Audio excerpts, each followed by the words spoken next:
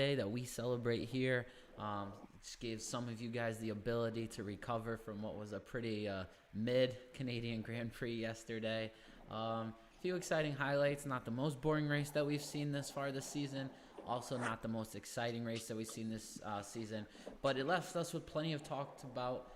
We get to discuss kind of Red Bull, Max making it 4 in a row. I heard some other crazy statistics. They hit a centuries of wins, so we can take a look back on that. It's a pretty big deal for a 99. constructor. Okay. All right, that's true. 99 wins, I guess. Minus one championship, depends on who you ask. That's funny. Yep, absolutely. And Max making it 4 in a row, and some other stats.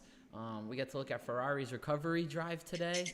Aston Martin's upgrades looking strong. Where Mercedes stands after the weekend, and I think most improved team of the weekend, I would say, is probably McLaren.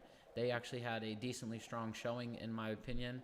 One of the most racier cars at the end. So plenty to talk about today. We get to go over our picks. Alex had a pretty strong weekend, so we'll go over that. But Alex, what's up, buddy? How we doing?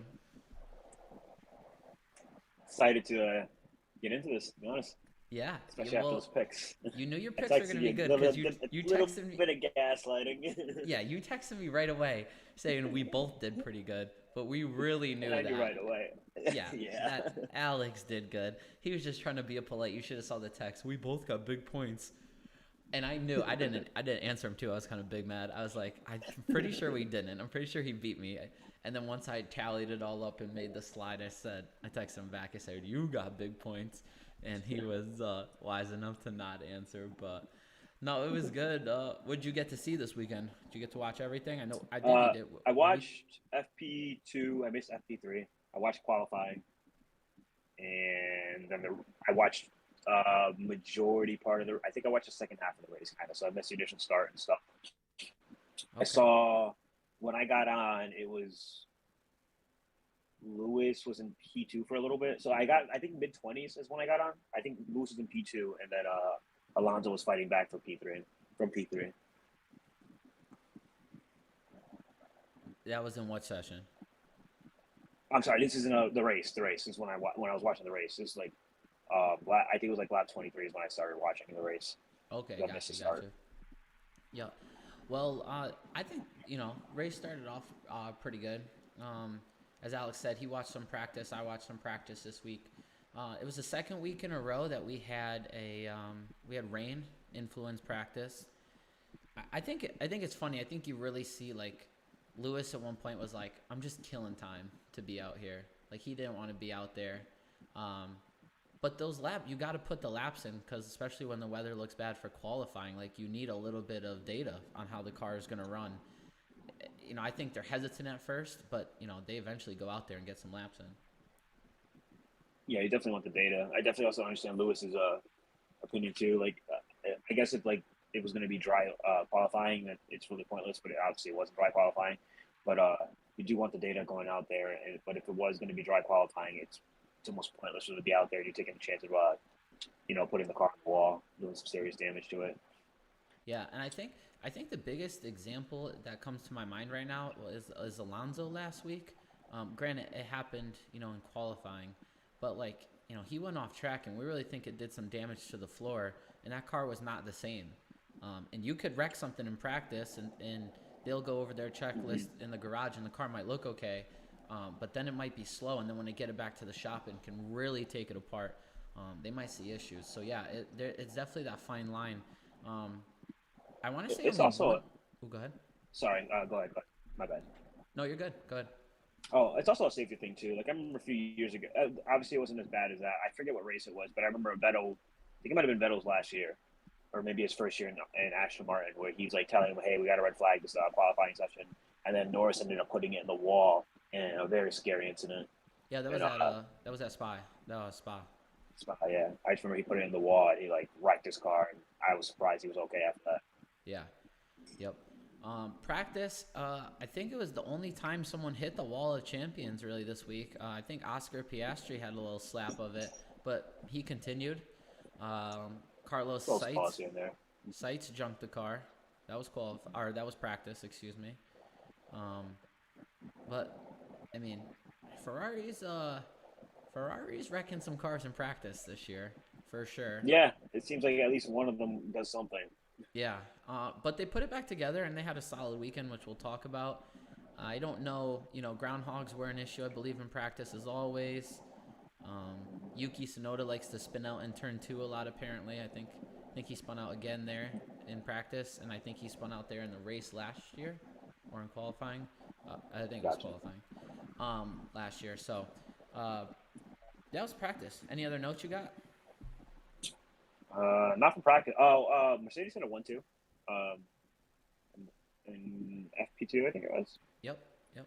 Yeah, so other than that, not really. Yeah, I think it gave a little bit of false hope, To an but extent, I think for the race win, yes, but I saw it as a good sign. As okay, we can compete with these new Ashton upgrades. Or not, we Mercedes can compete with the Ashton upgrades. It's kind of like where I saw it. I wasn't really looking for the race win. Obviously, I had Max winning the entire thing, but yeah. yeah, Yeah, well, and I think it wasn't a smooth practice for Red Bull. I think they talked about that they were having a lot of issues with the car. Max has been complaining a lot about the downshifts getting worse. This is not the first week. He's done it multiple weeks. So I wonder if that's something they seriously need to address, or if he's just kind of being picky. I don't know what he's doing there. yeah. I think back to the Mercedes dominance days, and in practice they would be like fifth and sixth, and then qualifying they'd be one Qualifying two. is killing. Yeah. Yeah. So all right. So that's pretty much it for practice. Then we'll breeze over that. We'll get into qualifying a little bit here. I think Alex and I will both agree that rain definitely makes qualifying more exciting. Um, this one was kind of all over the place. In Q1, a lot of cars, especially with the wet weather. A lot of in normal qualifying, you go, you put out a lap, you come back in the pits, you refuel, you change tires, you do what you do. In this wet weather, they're running fueling up for mostly the whole quality, and running multiple laps. So sometimes you see guys really getting bogged up and choked up here. And I think the biggest was a Pierre Gasly incident. Yeah, with the Carlos Sainz impeding thing, and I think Carlos 100% in the wrong there. Ferrari is in the wrong there more than Carlos, but yeah, it happens. Unfortunate because Pierre definitely had a car fast enough to at least get into Q2, but it is what it is. Yeah, from their data, they said that even if he slowed up, he probably would have been P10 at worst. I think he was on pace for like P6. Again, it's I find it interesting that someone ruined his quali, and they still start even with a penalty. They still start so much further ahead. But you don't want to play the last minute game. You got to get your lap in early. So I don't think Yeah, that's been as egregious of an incident as some of this other stuff that we've seen. But um, he definitely got held up big time. Carlos Sainz said that he got held up too, and that only certain people get looked at. But I didn't see any evidence of him getting held up. I don't know about you. I'm just curious as to who didn't get looked at, to be honest. But yeah, I agree with you. Yeah. I didn't see anything in Carlos's. Yeah, so Q1 showed some interesting stuff. Your first five drivers to get knocked out are Yuki Tsunoda, Pierre Gasly, as we just talked about. Obviously, on his last flying lap, gets a little bit impeded into the last chicane. Nick DeVries had a tough weekend. Logan Sargent another tough weekend, and then Joe Guan Yu out in 20th place. So, um, you know, the Alpha had been kind of strong the past couple weeks. They Romeo. didn't look too good at Canada. No, it did not look too good at Canada. Um, and then DeVries, Sargent, I think that's no shocker that they're down there. Yuki a little bit. I think, and correct me if I'm wrong, I think Yuki needs to prove it in the rain that he's got it. Yeah, I mean, um, I don't think he really has to prove anything right now. I think he solidified his seat in at least AlphaTauri for the next year or so. With Yeah, how much he's but improving as a whole. But yeah, for sure, he definitely needs to like. I think it's more of a maturity thing and like being patient and taking what you can get. And Yuki definitely doesn't have patience, yeah, so it's something he's definitely gonna have to learn.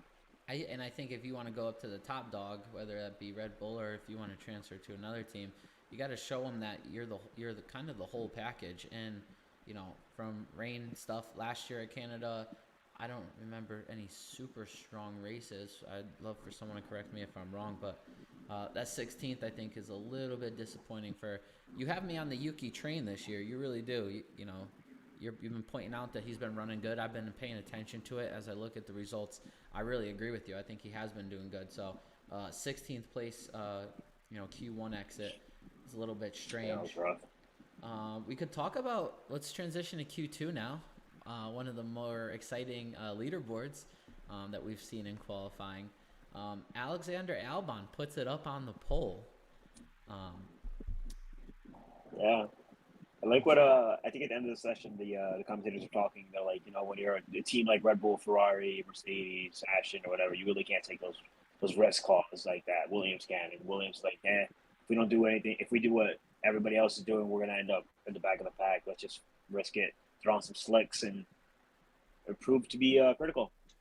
Yeah, and I think I thought maybe Q2 was the most exciting. For sure. If I remember it right, Albon gets that lap in, and how come my brain can't think of it? Where was the red flag in that session? There was a red flag, right? In Q2? Yeah, it was at the end of the session. I'm sorry. No, I lied. It Or was there was. no? I want to say there was like 9 minutes left or something, or 7 minutes left or something like that. I don't remember what exactly it was when the red flag happened. So Well, there it was. was Ocon, right? Yeah, it was Ocon. Ocon's car powered. They told him to emergency stop. I think it was at turn 9, if I remember right. He qualified sixth, so I don't think so. The yellow flag Ocon. I know that because I know that he pulled off to the side. Oh, that. Hey, Joe Guan Yu powered off in Q1, and then he got back going again. Maybe that's what you're thinking of. I just swore it was Ocon. I remember the beginning of Q2. Q2, Albon got his lap in, and maybe it wasn't a yellow flag, but they were, Leclerc's on the radio debating whether he should come in for tires. They're having. He wasn't debating. He was telling Ferrari, and Ferrari didn't want to listen. Yeah, well, they have their issues over there. I just remember that they all kind of put in a mild lap. Obviously, Sergio Perez in 12th, Charles Leclerc in 11th, and I want to say Lewis Hamilton was in 10th. And then they all go out towards the end again, and they all pretty much got one shot to put in laps, but the track gets much worse, and they're all sliding around. They all have slower sectors, but because Lewis put in that good lap, he sticks it in 10th. Yeah, he barely gets in. He barely gets in, but it was exciting. It was like, oh my gosh, does anyone pull anything out here? Sergio doesn't make it in, and Leclerc qualifies 11th, another letdown. Lance Stroll 13th, K-Mag 14th, and Bottas 15th. What do we think of Sergio Perez's qualifying performances here? He's really struggling, but I think it's also he's struggling at qualifying. I think it's also like a strategy going into it that it's kind of screwing him a lot because it seems like you said, you wanted to get that qualifying in early, and Checo was kind of taking his time. By the time they really wanted him to put it on a fast lap out there, it was too wet, and he couldn't do anything with it. But yeah, he's definitely struggling. Their car should be easily making it to Q1, no problem. Yeah. I want to say, what is this, the third week in a row? Because last week, week, 3 weeks in a row. Monaco before, there was a crash. And then Leclerc's Ferrari in 11th. That's not really acceptable for their standards as well. And then I don't know. Q3 I don't know if Ferrari has any standards at this point. Yeah. Well, we'll have to talk about them more later. But Q3, we have Max Verstappen qualifies first. Nico Hulkenberg gets right in over the line in second. A little bit of drama ensues there. We'll chat about in a second. Fernando in third. Lewis in fourth. George in fifth. Again, this is just an opinion piece. Obviously, we're kind of Mercedes fans here, but you want to talk about a team whose I think drivers get the most out of their car, and it shows every week, is Mercedes, because they're always qualifying right around and near. They're always qualifying right near each other. Russell seems to have struggled a little bit this season. I think he missed Q2 once, right? I'm sorry, he missed Q1 once, and I think it was last race. I think he qualified like 11th or something like that. Yeah, I agree with you. They're definitely two drivers that are always like right on each other, and when it comes to the pace. Yeah, I think Hamilton has proven to every doubter though that he's still number one at that team this season Oh, so far. yeah, definitely. I thought it was kind of, I don't want to say he had bad luck last year, but if you really paid attention last year, they tried different setups early on in the season on his car than they did on George's. And then when you would watch the races, Lewis would always make these comeback drives, and Lewis had a very strong end of the year. So, yeah, no, he's definitely showing he's the top dog there. But again, Mercedes 4 5, Esteban in 6, Lando 7th, big for McLaren, Carlos in 8th, Oscar in ninth. That's two McLarens in the top 10. And then Albon, who's first in Q2, gets a DNF in Q3, starts 10th. But the big news is Nico Hulkenberg puts it in second place. Me and Alex kind of texted back and forth about this. He was letting me know about the penalties coming in, and I did some research on it. So he comes in, puts in his lap, called Q2. He heads into turn 1 and turn 2 at a push lap. They throw the red flag. He slows it down, and in these cars they have a delta, so they need to be within a certain amount of time or speed, essentially, so that it's just, instead of just throwing a caution or a red and letting them drive in at some own speed, they have this delta time which they need to adhere to. And his delta was going crazy. They have beeps in their ear that kind of let them know what's going on. His beeps were going crazy. He asked his race engineer, do I need to speed up or slow down? He couldn't figure it out. His race engineer kept telling him he was fine, and he was actually indeed going too fast for the delta, which me and Alex talked about. It's a 10-place grid penalty. They checked out the facts. They saw that he slowed down, no dangerous driving, basically did everything right, just couldn't adhere to the delta, so they changed it to a 3-place grid penalty. So it goes from something that should be a 10-place grid penalty based off of, like, if you were like just black and white, cut and dry, to they took a look at the situation, knocked it down to 3 because he wasn't doing anything scandalous, and 3-place grid penalty. He starts 5th in the race. So what do you think about the penalty? You think it's right? You think it's wrong? What are your thoughts? They definitely had to punish him. It's unfortunate that it happened to him, especially Haas being on the front row would have been insane to see this year. But yeah, they definitely had to do something. But like you said, it should have been a 10-place grid penalty. It ended up being 3, and you just got to take what you can get, I guess. I think it's one of the times where I don't like leaving things up to the FIA's discretion, because I think we've seen it cause trouble in the past. But I will say that I think this was the right call. From what should have been a 10 place, they observed it all, and to knock it down to a 3 because he still needs a penalty because he broke the rule. I thought it was one of their better judgment calls that they've done, because we've seen them do much worse. Yeah, for sure, 100%.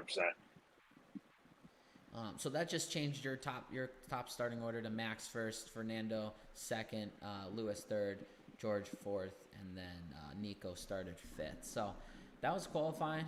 If you got any more thoughts on how that all went down?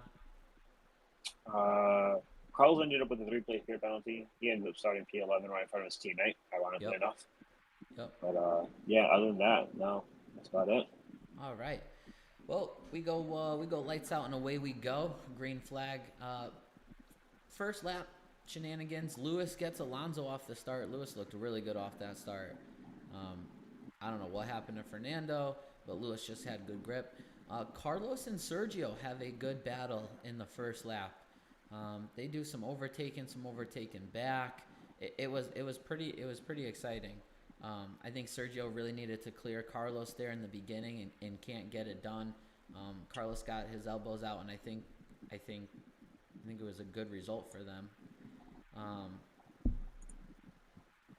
Man, who do you want to talk about?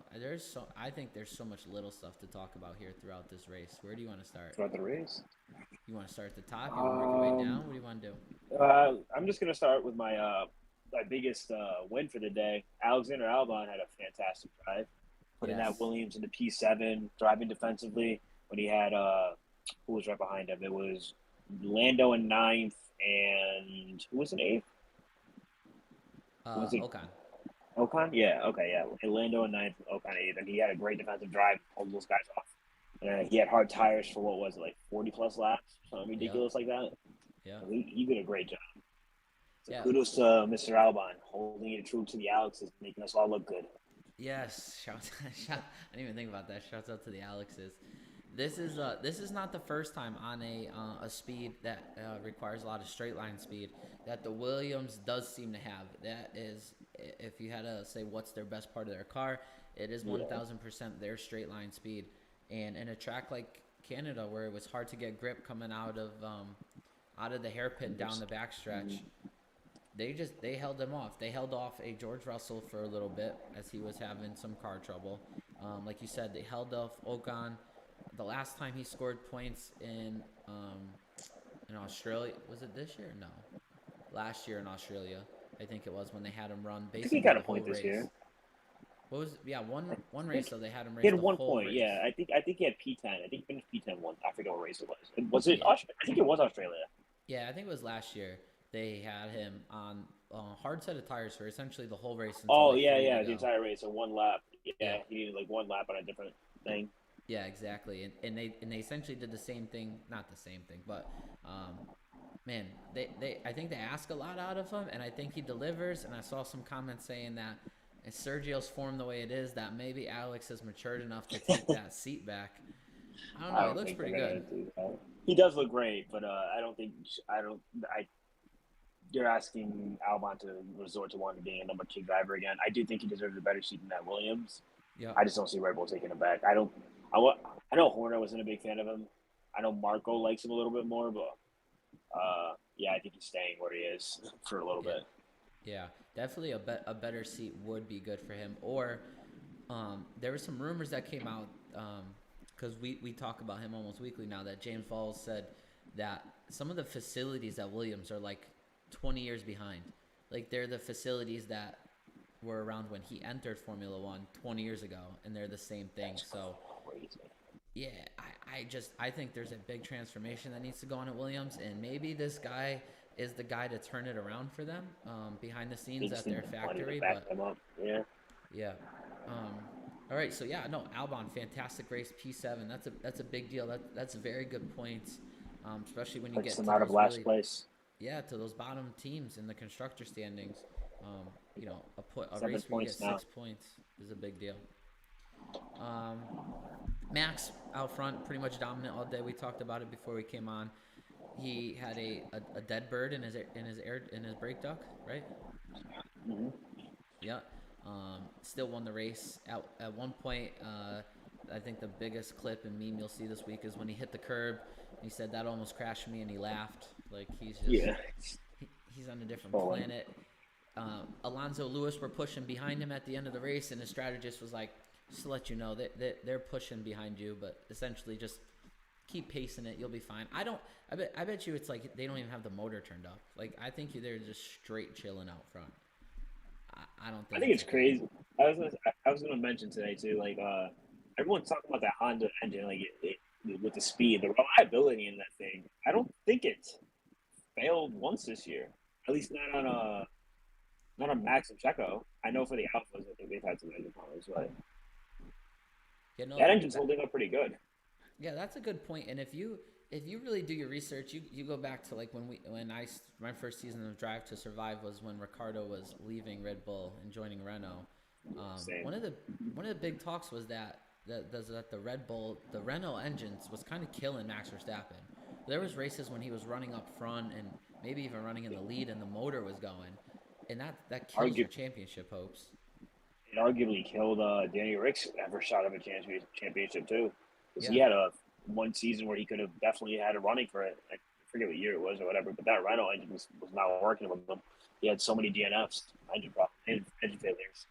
Yeah, and when it's the sport is so dominant by one person, Lewis at that time, Max now, you get one or two races where they're scoring 25, 26 points and you're scoring zeros.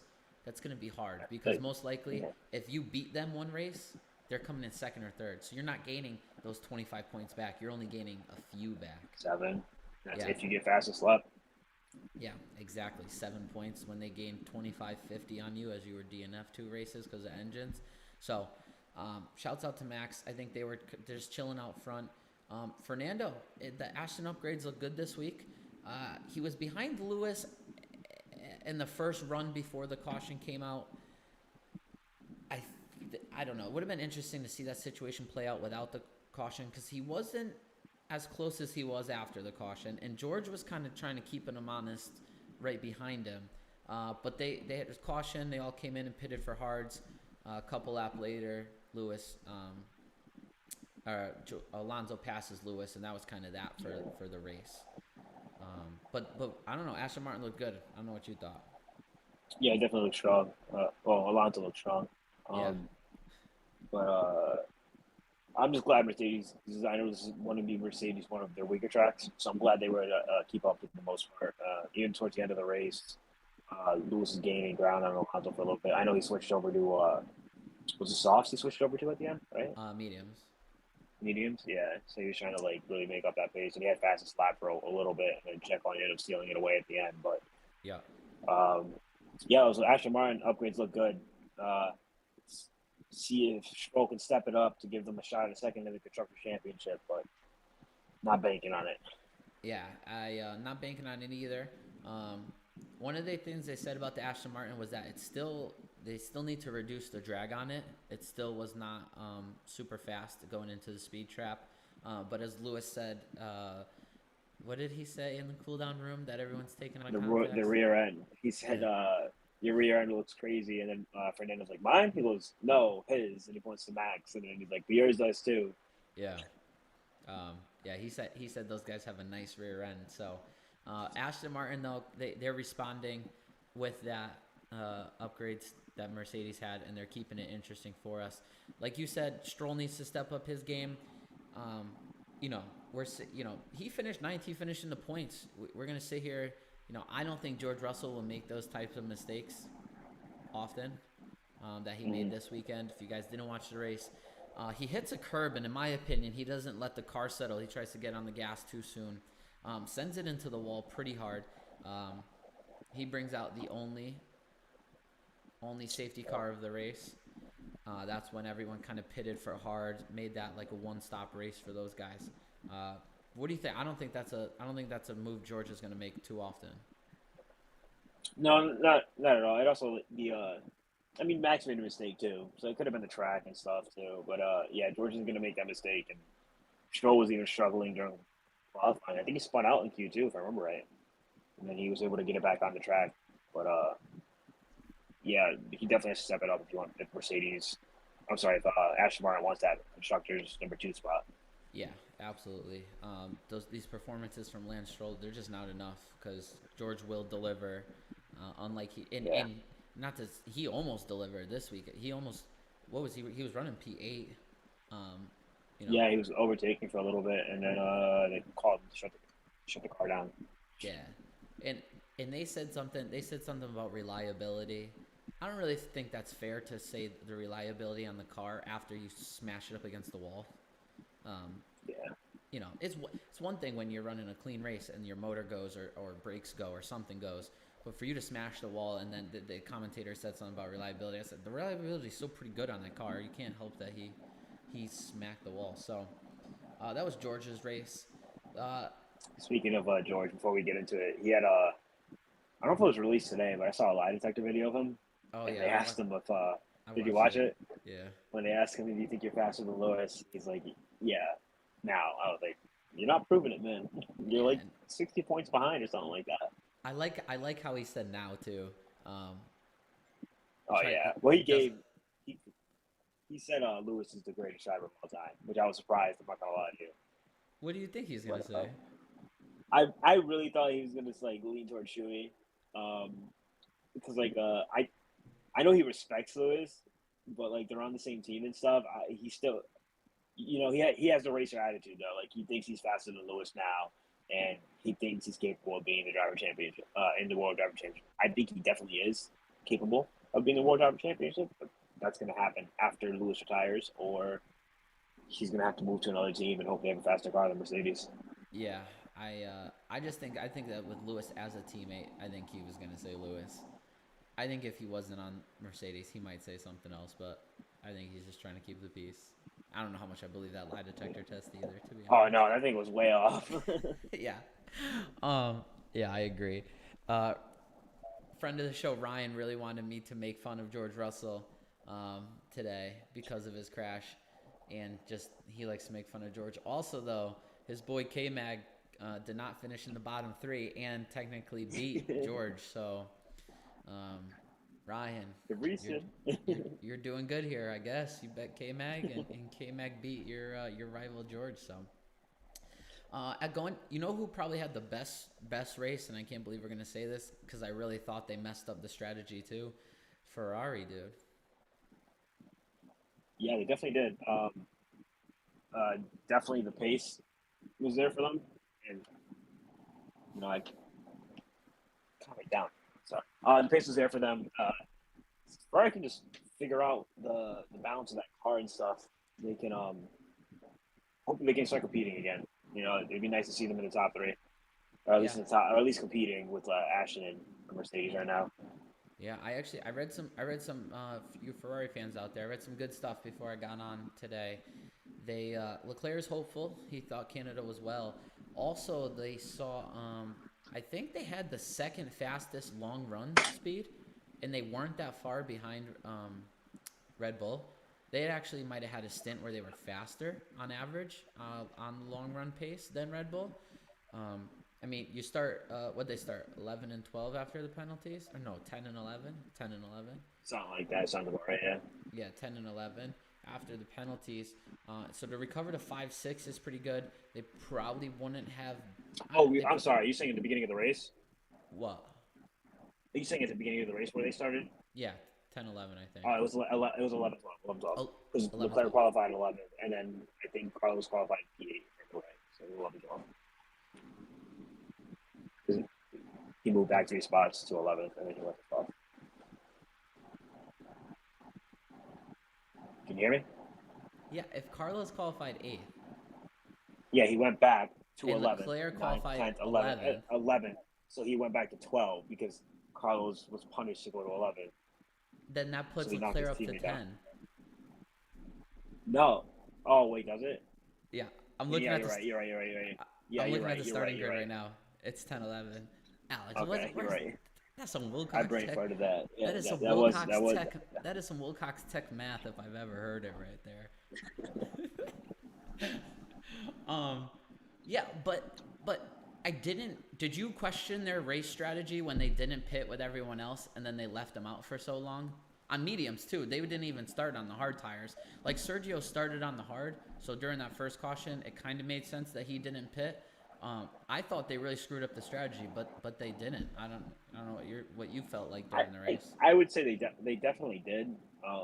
They happened to get fortunate enough to hang on to where they were, but I mean, I guess they showed pace and they had a little more faith in the car. So maybe they just know more than I do. They had more data than us, obviously, Hmm. but I think it's proven time and time again Ferrari, even if they have the data, still want to make the wrong call.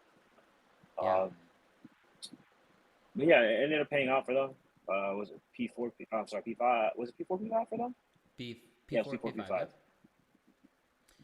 So it was P4 P5 for them. I think you want to look at Sergio Perez in P6. He didn't catch them. Granted, it was different strategy, but they kind of pulled away from him before they pitted Sergio for softs to get the fastest lap.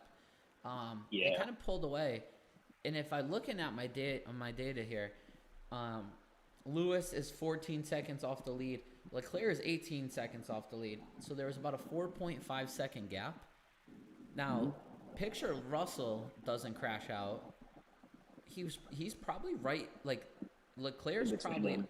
only a few seconds off of George, right? Probably, yeah. He's probably 2 seconds off. It's probably DRS towards the end. Range. Yes. Yeah. So not the worst race for Ferrari. Trust me. You know, we like to get on them when they mess up, but I guess if they had a good race and we need to kind of give them some props to it. Fourth, fifth too helps in the constructors. 22 points. That's a good day for the constructors for them too, because I think they're gonna have an intense battle for. Actually, Martin. Yeah, exactly. If they want to bring it to them, Sergio Perez is kind of the outlier of the day in sixth place. just oh man, starts P11 out obviously, so he's got to doesn't start P11. We just talked about this. Sorry, starts P12. Yeah.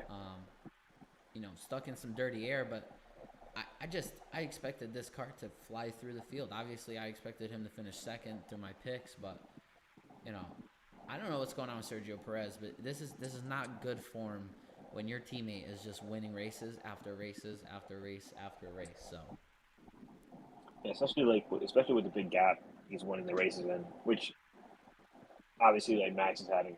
Because Max is definitely in a category of his own as a driver right now, but Checo really has no excuse to be as far back as he is right now either. Because realistically, right now, I want to say Alonso's right behind him for P2 in the drivers' championship. I yeah, don't it's think he's close. far back. Yeah, we'll go over that in a second, but yeah, he's close. And he's having some rough qualifying sessions, and I think in the race, for him not to catch the Ferraris, I think that was also like you said, I think Ferrari got the strategy right. Well, lucky I think more than anything else, but they got the strategy right, and because they stayed out there with Checo on the hards maybe a little too long, and by the time he was trying to catch up with them, it was just a little too late. Damage was done. But yeah, if Checo doesn't start getting it together within the next few races, his seat's definitely on the line. I mean, it's definitely a hot seat right now, and it sucks for him because I think he definitely deserves that, especially with the way Red Bull is constructing their team. Like they don't want somebody to butt heads with Max, so they want to keep a guy who's just going to be in there and just be defensive and stuff. And Checo's that type of driver. He can do that for you. He's willing to be a team player, even though he obviously wants to be a driver championship. He knows he can't compete with Max, but his seat's on the line. Like you got Danny Rick waiting there as a reserve driver. You got Albon, we just mentioned, who could potentially, be moving out of that Williams pretty soon. And Red Bull has a bunch of reserve drivers, and they have Yuki, who I know we just harped on him a little bit this race, but he's been improving a lot. And I've seen a bunch of podcasts saying, they got to move Yuki to that 2 seat. I don't think they ever will. I don't think they're going to stick with Yuki long term, but Jacko's got to step it up. It's still pretty early in the season, so let's see what happens. Yeah, absolutely. I also feel like sometimes this happens to Checo, and then he'll pull off either like a random win here, or he'll have a good defense and help Max, and then it's like we forget about this bad streak. Do you agree? Like he was running. Well, he'll win Vegas this year or something. It'll be like some weird gimmicky race or whatever. He's gonna end up winning it, and then everything will get fixed. Yeah, he won like Singapore last year at the end of the year, just like out of nowhere. So I feel like that kind of happens to him.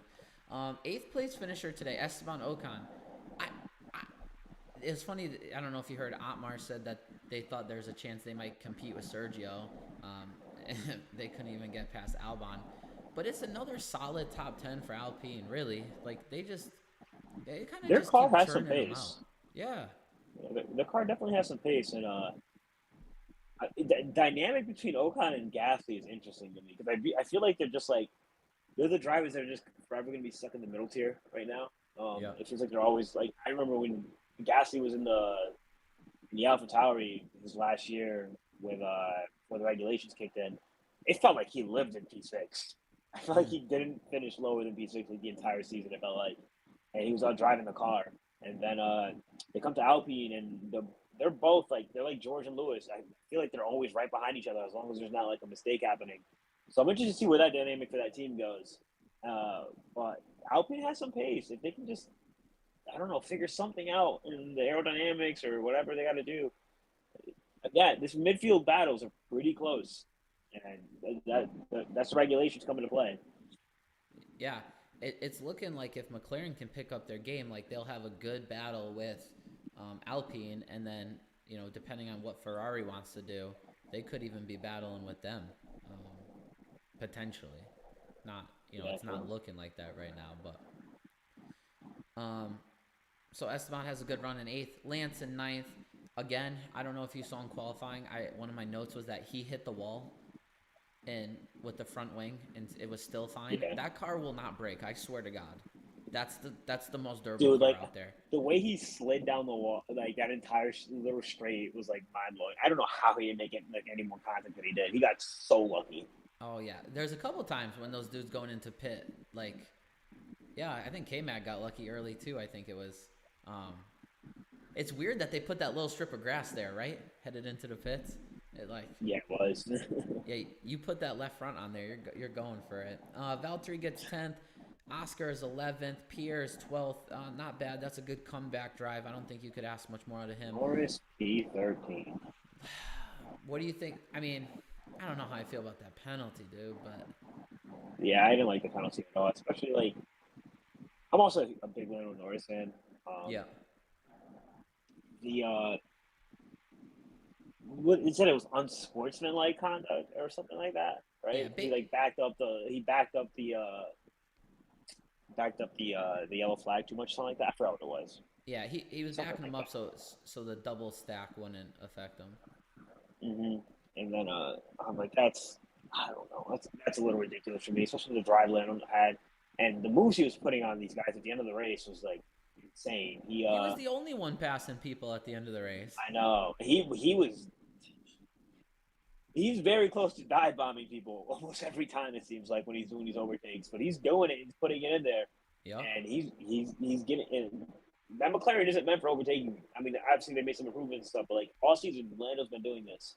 He's Yeah. been dive bombing people and getting them out the way, and he's a phenomenal driver. He's up. He's definitely like I think, like I said before, I think Lewis, Alonso, Max, top of the line. Those are the S tier drivers. I think you put them in the same machinery, you're gonna have racing, like solid racing throughout the entire season.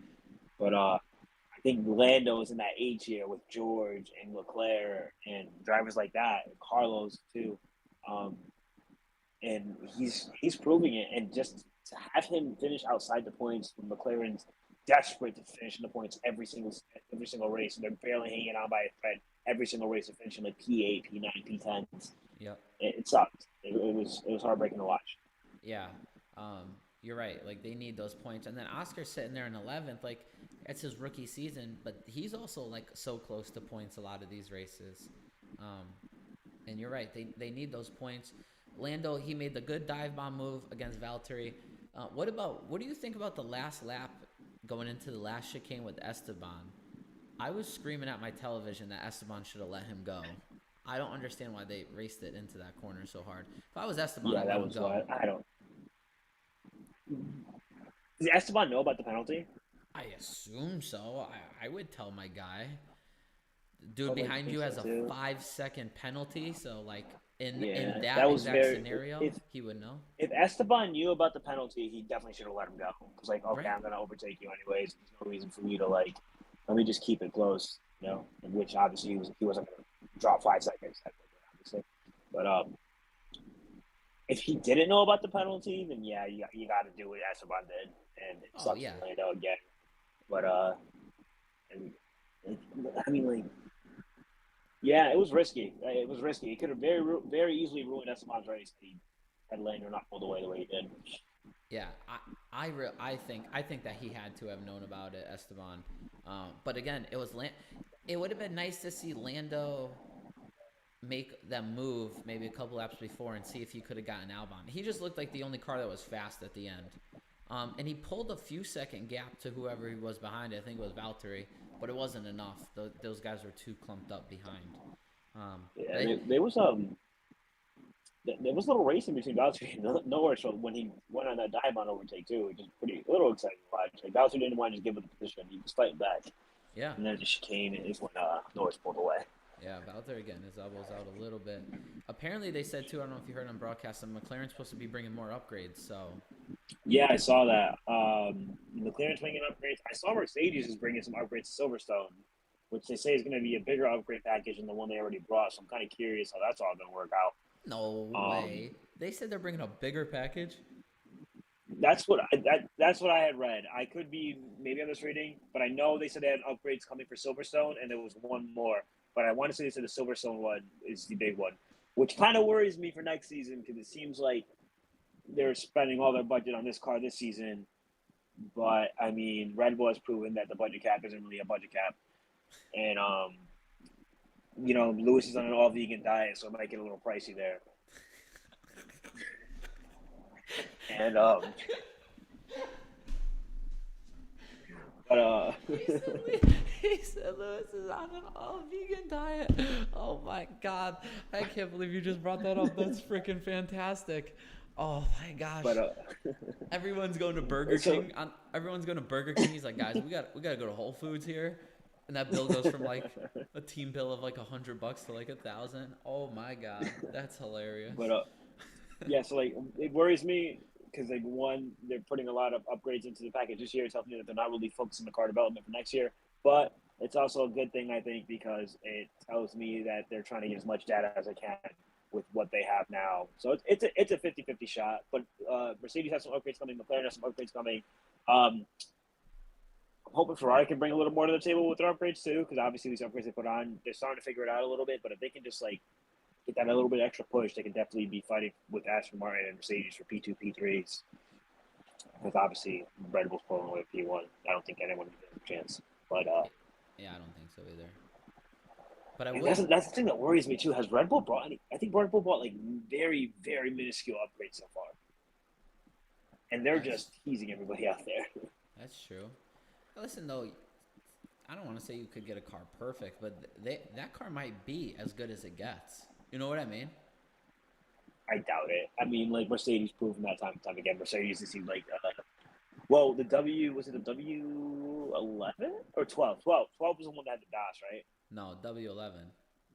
The W11 did. I think the W11 might have been the closest thing to a perfect car. Yeah, but then the car after was the championship year, all the way to Abu Dhabi. So, like, yeah. So they can either go backwards or Mercedes or Red Bull just took that far of a jump.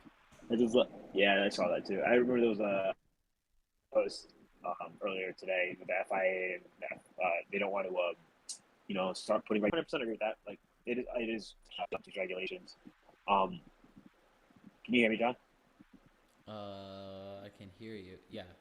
Internet go. You're frozen. Oh, you can hear me? Okay. It's Ferrari, Mercedes. I froze. I feel like it's trying to catch up. I'll leave and rejoin. No, you're good. Sorry, you're good. Okay, I'm good. All right.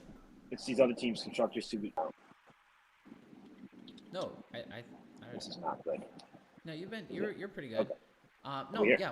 We're in agreement. Okay. It's everyone else's job to catch up to Red Bull. It's not the FIA's job to impose restrictions. So back to what I was saying with that, which I'm trying to get to lead to is I saw so many commentators like, yeah, it's everybody else's responsibility, so on and so forth, and I was like, my counter argument was, they literally made all these regulations for Mercedes.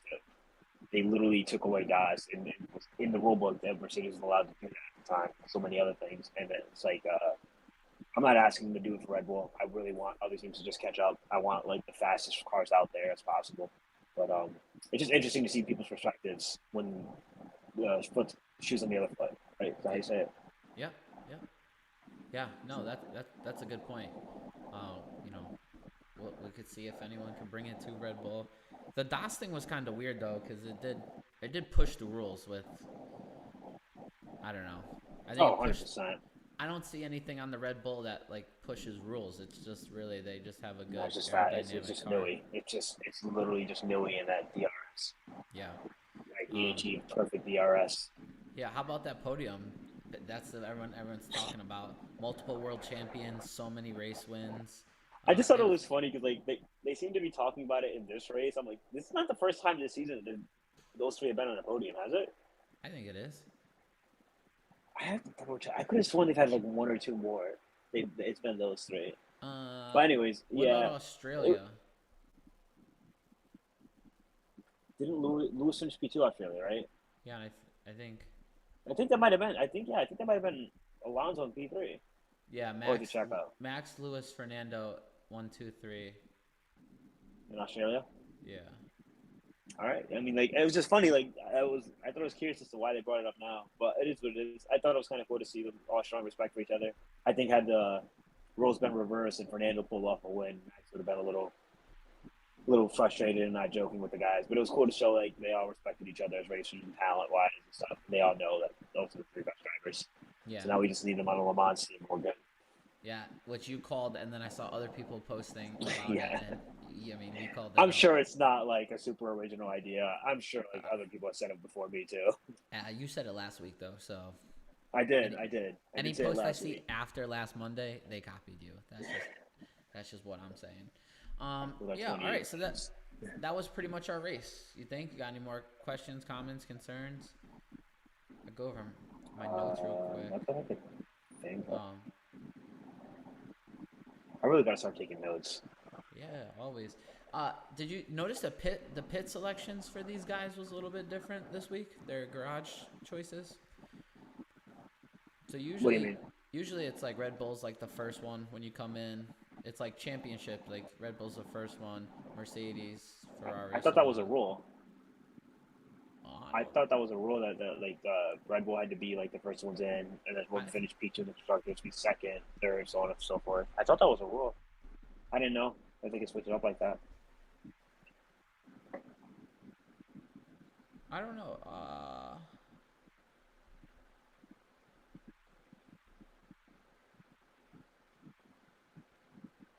Oh, The only okay. reason I guess you're is it right, a but rule? I felt like it was different. I feel like Ferrari was driving very far up this week. Like I don't They know if finished. like maybe Red Bull was Did they? first and they swapped it up. No. They finished P. Did they finish third in the constructors last year or second? Who? Ferrari. I think they finished P2. Yeah, you're right. You're right. Because I It remember Mercedes had more wind tunnel time. Yeah, and like Mercedes, think about the incident with Alonso and Lewis in the pits. Yeah, Fernando's that was Fernando's close. coming at Lewis as Lewis pulls out, so Lewis was ahead of Yeah, that is weird. yeah, which usually it's like you said, it's like Red The other Bull way first. around. Yeah. Yeah. So that's just something I noticed. What did you think Alonso was being dramatic with? I I mean I think any driver is going to do exactly what Alonso did. He was definitely trying to reach for a penalty of sorts. I mean he was behind him at that point.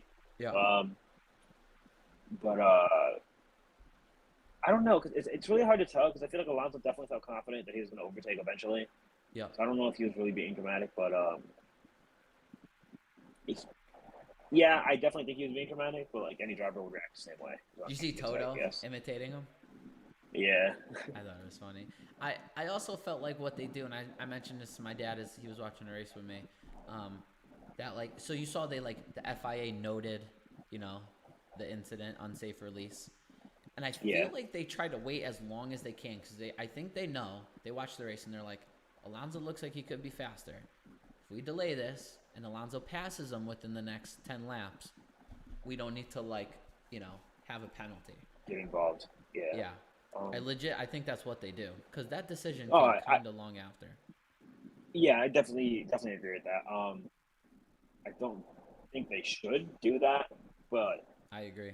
I agree with you. it is what it is. Like, you just gotta expect the FIA to be the FIA at this point. Yep. Also, you would not believe how many times I forget that like Ryan is always in on K Mag, and my dad always brings it up. K Mag does anything, my dad's like, "Oh, Ryan's on the edge of his seat right now." Or my dad was making some. He always makes some jokes about Ryan and K Mag. It's hysterical. Before we go though to our picks, which we'll get to in a second, let's go over the points. You got Max Verstappen 195 points. Sergio Perez with 126, and as you mentioned earlier, Fernando Alonso with 117. That's a 9-point difference. That's close. I It's mean, like 1 to 2 races. yeah, It depending on where they finish. yeah, once you start getting in within 10 points, it's pretty close. Lewis Hamilton again in fourth place, 102. He's 15 behind Fernando and 24 behind Sergio. But the way Sergio's running, Lewis puts a couple more finishes ahead of him. Like that battle for P2, P3, like P2 to P4 will be pretty interesting.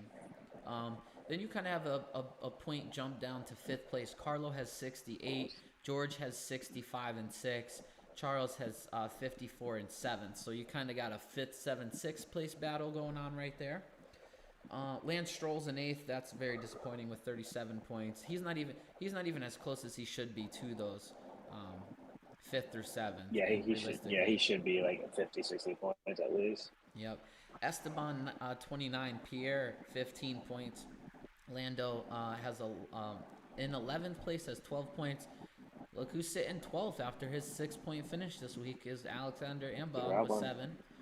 Nico Hulkenberg, who we talked about, started the race off in fifth. I think he finished like 14th, 15th. That car, unfortunately, just went backwards. They couldn't do anything good with his starting spot.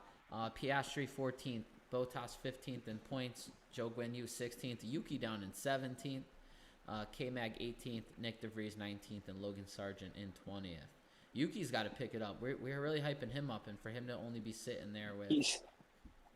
He's literally always finishing P11th. He's always finishing like right outside the points. You got to get those points finishes. I know. Constructors, Red Bull's running away, 321 points. Mercedes in second with 167. Aston Martin in third with 154. That's crazy. That's literally almost double Mercedes points. Yeah, and if you think, and how many races into the season is it? We're around 9 or 10. 8. But yeah, there was a few missed races.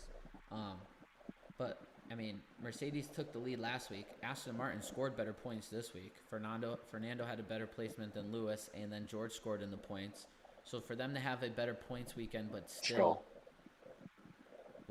Stroll in the points with Alonso, and then them still be behind. Then you have a 30. What is that? That's a 32-point gap to Ferrari, down to fourth. And then it's a big gap down to Alpine in fifth with 44 points. McLaren with 17. Alfa Romeo with 9. Haas with 8.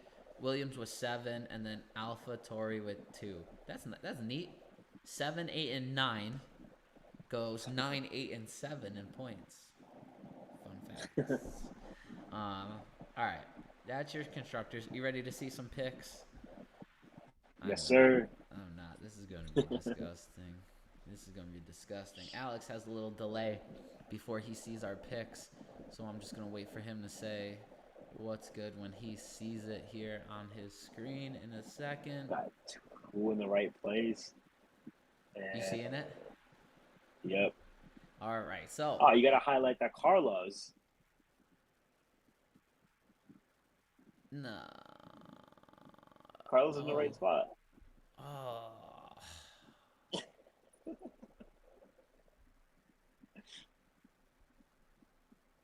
That changes this whole thing then. This whole thing is wrong.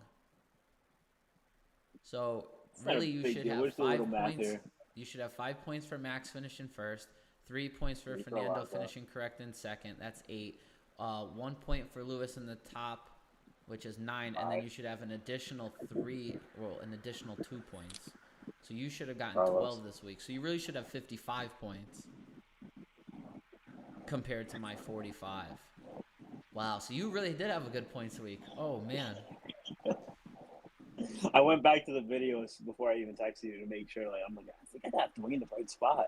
Yeah, you did get 3 in the right spot. That's insane. What a week. All right, so if you were watching this right now, I did the math wrong. So Alex, he got 12 points this week, bringing his total to 55. I unfortunately did my math correct, and it's not good. I got Max in the right spot, which was 3.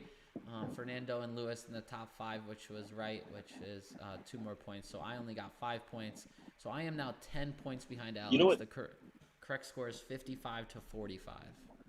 What's wild is if George doesn't DNF, you probably have George in the right. You did get a point for George, and I don't think Carlos makes the top 5 if George doesn't DNF. Yeah, and maybe because Ferrari was holding up pretty well. Yeah, no. No, if George doesn't DNF, I get. All they do is I get one more point. I think George would have finished. George would have finished P5. I know he was right behind Lewis, but that mistake. Okay, let's just go back and say that mistake doesn't happen. I think George. Then you get George in P4, Lewis in P3. Yeah, so that's a big DNF for you. That hurt you a lot. Yeah, because I would have gotten 1 more point, and you wouldn't have gotten. Carlos probably would have finished P6. Yeah. This is why Ryan McComb hates George Russell. Stuff like this. Unreal. Not realizing how bad George Russell screwed me. I also stole an idea from motocross and supercross, kinda. So their points leader, they always give him a red number plate. Obviously, we use red to mark the incorrect picks. So I highlighted Alex in gold as he is our points leader through 9 rounds. So I stole that idea. So, I mean, honestly, I might not ever be gold because you seem to be kicking my butt. 10 points is that's a big deal. What do we got next? What's our next race? All right. Let's talk about it. So next race we have is we are going to Austria. So not I this mean, you could weekend. definitely make a comeback with that one. Checo should be able to do good there. But we'll I see. hope so. I think it's kind of a similar track. It's very high speed. Mm-hmm. It's very high. Yes. As I made fun of you for Wilcox Tech Math earlier, and now my old man is making fun of me for Wilcox Tech Math earlier. So apparently, just a lot of bad Wilcox Tech Math on this show. Yeah, gotta Um, love it. yeah, so I mean, we're gonna go over Austria next week. It's a place where Red Bull has been pretty dominant the last couple of years. Very high speed track. There's front stretch is long, and then the next two straightaways are very long as well. So, I mean, maybe with Alonso being slow on the speed trap, this track might hurt him a little bit. But you know, that might make that Mercedes Aston Martin race a little bit closer. And then with Ferrari having a decent long run pace at Canada, maybe in if they didn't have to start so far behind, we might have a good battle here for not first place. Listen, we can all. At this point, I'm just praying on some reliability issues. That's all we can hope for. We saw happen last year. Carlos's car, I think, caught on fire. There was some reliability issues here last year. Specifically, some Honda reliability issues. But yeah, okay. what's gonna suck is Red Bull legitimately has a chance to literally win every single race this season. That is absurd. Okay, so yes, I should have done better research here. I'm gonna take 100% responsibility. So Max has won the last 4 in a row, right? Mm-hmm. I want to say they've won every race since Abu Dhabi last year. I mean, George wins Brazil last year. Yep, and then after that, so yeah, I think you're right. And I don't know surprise victories after that. I don't know if they said Max or Red Bull. I think it might have been Max has won 20 out of the last 27 races. I think that was a stat. I feel like that's got to be Red Bull. Because Max is 40. Is it 41 now or 40? He's 41. He has for his career. 27. Checo has a win. Who had a surprise win last season? Was it Ocon? Last season? No, yeah. That was a couple of years ago. Somebody had a surprise win last season. I could have sworn. It was Red Bull Ferrari. Because Red Bull Ferrari battled out for a little bit. I know Mercedes got that win in Brazil. I could be wrong. But you might be right. That might all be Max. That's insane. Yeah, so last 20 out of 27, right? Mm-hmm. So remember, he was on that crazy streak. He was close to like a Vettel record around the summer break. Yeah. He loses Brazil, but like off the top of my head, he won Austin last year, Abu Dhabi. I think he won Mexico, right? That's all. Yeah. Did he win Miami or did Checo? This year he won Miami. Last year, I think. No, last year. I think he won Miami too. Last year he won Miami. They said that it was back in some point in the Miami race, whenever when they pitted him for like mediums and Perez was on like 30 lap hards. That was the last time Max Verstappen hasn't had the lead, was in Miami. So I think it could. I think the stat is true. I think it is Max has won the last 20 out of 27. What are you saying? Wait, that's the last time Max is in that Red Bull. It has to be Red Bull because Checo just won a race. Checo won 2 races this year, so Checo has had the lead since Miami. Max has won the last 4 in a row.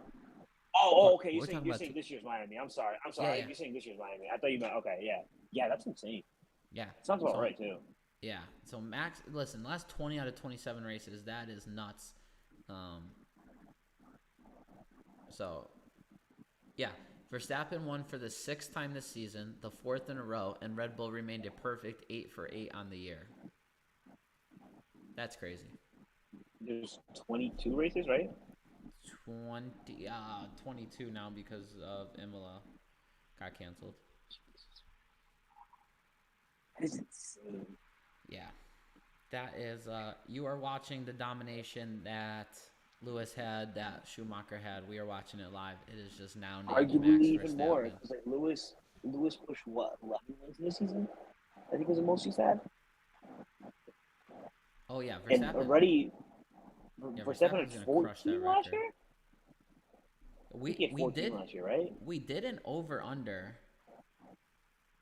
I know we over did, and under I put a Max score. And I think we 14 and said a half. You took the under, by the I way. did take the under because I thought Checo was gonna uphold his. Jesus, man. Yep. I definitely should So have taken that over. I should have smashed that over. I'll be winning that one. At least I'm winning something. Can you imagine though? Can you imagine he has like a How downfall many? now Okay, and but like, no, bro, that's not gonna happen. How many races do you think he's gonna win? Take a guess. Just throw a random number because you got the over, so you got to go over. I'm just gonna say 16. I wanted to say 16, but I feel like it's only separate. I'll go 17. No, 17. I'll go one under. I'll go one under. I'll go one under. I feel like I just gotta hug that under a little bit. I'll go 15. 15. I think Okay. Checo's gonna get a few wins in there. I think Alonso's gonna steal one. Yeah. I could see Is Mercedes stealing one potentially, maybe a Silverstone. Are we just not waiting? I don't think they're gonna steal one at Silverstone. Not based off of speed. The only reason they were good last year at Silverstone was because I Max said they're wrecked. bringing upgrades. They're bringing upgrades, and yeah, that's true. That was such an exciting race. So it Yeah. sucks that like for an exciting race to happen, you kind of need Max outside the top 10. Yeah. Um. It sucks. Yeah. It really does. That The race re- was so fun to watch with Checo and Lewis and Charles all going at it.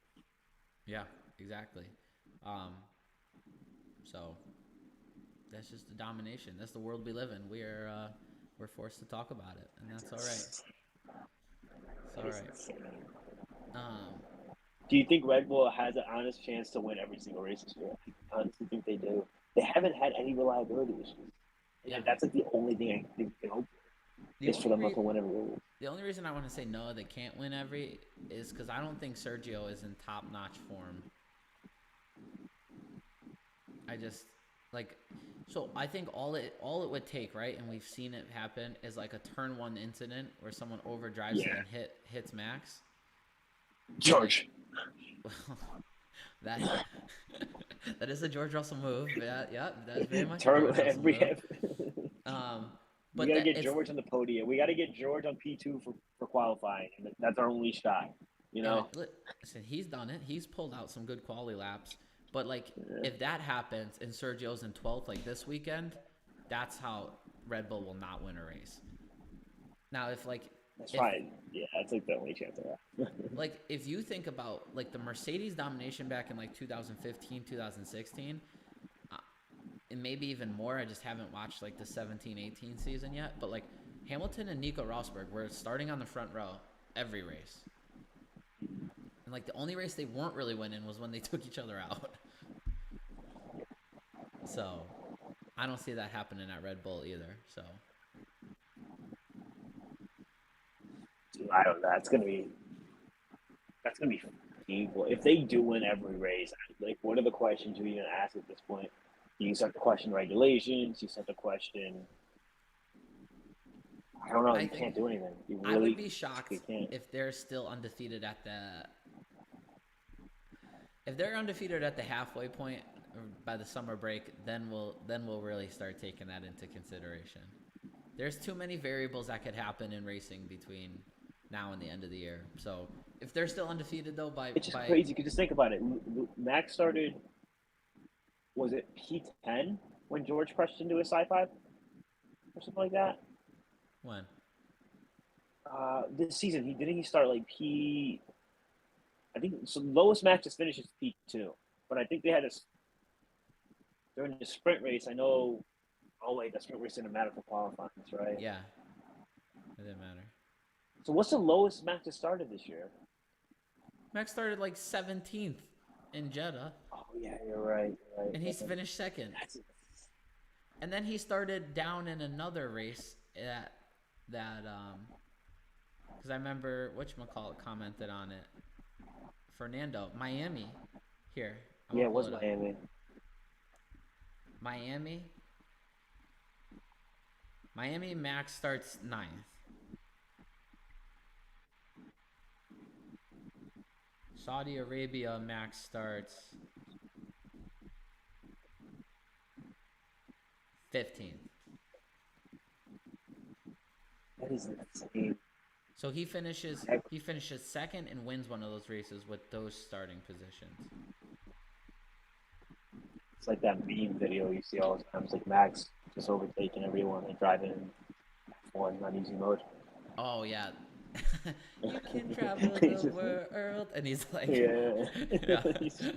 The Katy Perry going on. I love it. All right, guys. Well, listen, that's Canada. We chatted about it for a good bit. We don't want to give too much away on Austria next week. That'll be one of our typical preview shows. We'll go over the track, some history. We'll make our picks. We'll talk about why Red Bull's gonna win, and that's pretty much it. What else you got from Alex? Anything? Nope. I think we had a great show today, though. Yeah, buddy. There's a lot to listen. If you really want to talk about racing, please hop in our chat and do so but there's always a lot to talk about. Even in a boring race, you start going driver by driver, it was a very quiet race, but you look, Ferrari starts 11-12, finishes 5-6 with a very questionable strategy call in the middle. Listen, that gives us stuff to chat about. So there's always a lot to talk about, and that's what we're here to do, Alex. So I appreciate it. It was a good week. I like this. It was a pleasure. All right, brother. We're back 5:30 next Monday. Yes, sir. All right. Deuces. Take care, brother. All right. That was a great show with Alex. Like I said, there's so much to talk about. Man, I could talk about that Formula One stuff all day. It's so good. All right. Well, back to the show here. We are on All Things Racing. What do you guys want to look at today? I watched some racing this weekend. Caught some full races. I caught some clips of some things. Let's start talking about the World of Outlaws first. We'll go over their 2-day Friday, Saturday night shows that they had this week here. See if I pull it up. All right, what do we have going on here? We got the 16th and the 17th. We did. No. Yeah, we did. All right. So Friday night, June 16th, Beaver Dam, out in Wisconsin. Giovanni Celzi finishes first. Our guy DG finishes second. Last lap, very close, gets a good run out of 2, has a chance to throw a nasty slider into 3 and 4. But if you watch this, how Dave races, he races way too clean to be throwing any dirty moves on there and risking points with him running second in points. So he starts second, finishes second, but it was very close. Brad Sweet third, McFadden fourth, Sheldon fifth, Jacob Allen sixth, Carson Macedo back in the car after a scary incident last weekend, so it was great to see him back seventh. Schuhart eighth, Donnie Schatz ninth, Spencer Baston 10th. So our guy David's running second in points behind Brad Sweet. It'd be amazing for him to gain points, but this is what Brad Sweet does. Every time David gets some good finishes, Brad Sweet's either right there behind him, and then when David has an off night, Sweet kind of pounces. So it's tough to be more consistent than the big cat for sure. Same thing. Here we are, June 17th, back at Beaver Dam. We got Sheldon first. Our boy David finishes second from fourth to second. Brad Sweet is third. Carson Macedo is fourth. Logan Schuhart fifth. Spencer Baston sixth. Selzy seventh. Jacob Allen eighth. McFadden ninth. And Schatz 10th. So David with the double seconds. Again, Sweet with the double thirds. David starts 4th, finished 2nd. Sweet, of course, starts 11th and finishes 3rd. So gains a few points, but not too many. Sheldon with the big win, though. Leads a lot of laps there that week. It's good, I think, from Friday night to Saturday night to see Macedo gain some confidence back after that wreck last week. Go from like 7th on Friday night to 4th. That's good. I think that confidence got to build slowly. I'm trying to adjust the music, get this right. Give you guys a little audio behind my mic. Hopefully it's not too much. So that's World of Outlaws there. I made sure to watch motocross this week because last week I didn't watch and we had some really look into it.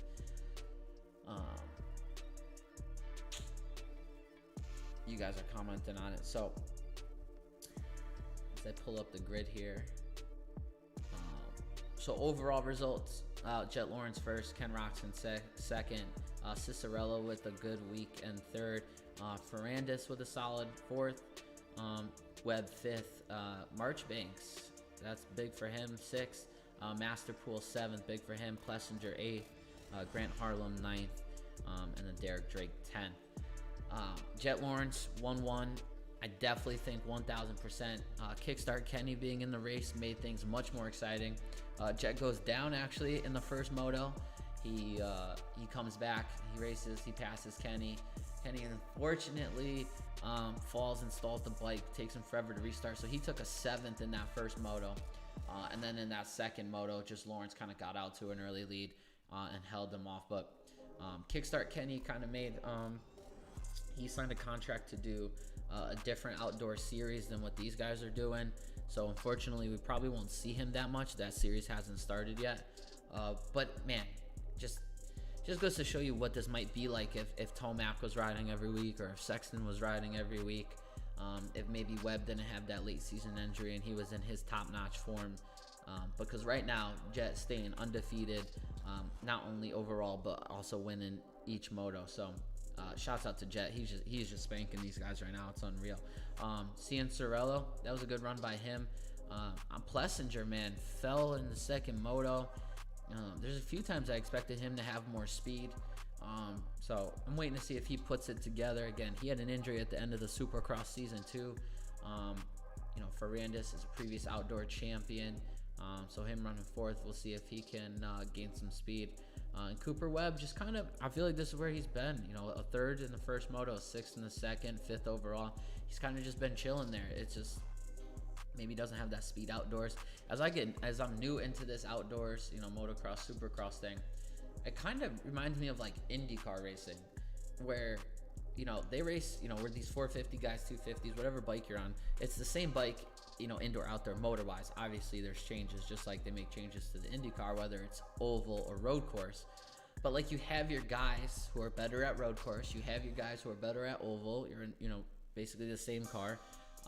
Obviously set up different, but same car. And then your greats are good at both. Like Jet Lawrence, who is, proven, we'll see how he is in 450 indoors, but 250 indoors, he's good. He goes outside, he's fast. Ricky Carmichael was good at both. Bubba Stewart was good at both. So, but that just reminded me of this week. I was like, it's kind of like IndyCar. Like, you have your drivers who are better. Well, some are better, inside, but some better outside. And it's just kind of cool to see what it does. So 250 moto. Again, Hunter Lawrence, another win this week. 3rd in the first moto. I think I think this has kind of been a first moto thing for him, where he gets into some accident, some wreck, and has to come back. He finishes 3rd, wins the second moto. RJ Hampshire, he wins the first moto. Hayden Deegan finishes 3rd overall. He finishes 2nd in the first moto. Hayden Deegan actually gets held up on like the last lap. There was this one corner of the track where RJ was going on the inside. It was a shorter distance, but not necessarily the faster line, as Hayden was carrying more speed on the outside. But a lap rider was kind of like in his lane, in his rut. And then he tried to move around him and try to jump into RJ's kind of lane coming out of the corner, and RJ got him on the last lap. So RJ takes second overall. Hayden Deegan takes third overall. Joe Shimoda, a seventh and a third for his 2 motos.